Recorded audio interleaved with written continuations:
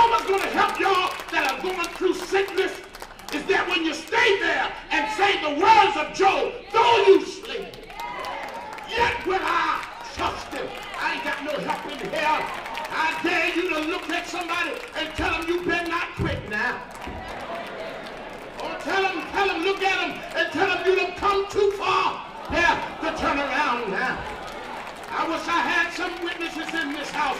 Can I just testify in here? My hope is built on nothing less than Jesus' blood and his righteousness. Don't even help me in here. I'm determined to press on. I'm determined to run on. Because I understand whose hand I'm in. Don't even help me in this room. Why don't you look at your neighbor and tell him I'm smack dead in the middle of God's hand.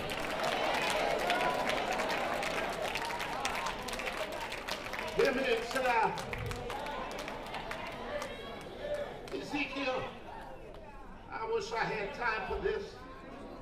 Ezekiel being one of those that was captured and brought into Babylon, seeming to be a bad thing.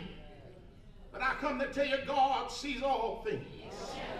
And God knows all things. Ezekiel, hear me good in here.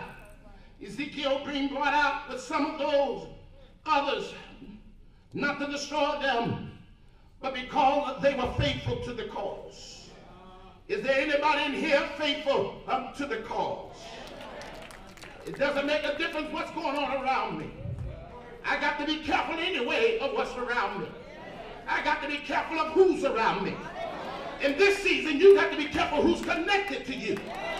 Because whoever has your ear can redirect your future. I wish I had some help in here. So now we see that Ezekiel is now brought out, but not to destroy them. But God is getting ready to let his enemies cover them. So don't think that when you look, well, when it looks like the enemies has you, and that he's going to destroy you. Because God can use him to cover you. I come to tell you, that's why you don't look at the glass as being half empty. You got to look at the glass as being half full.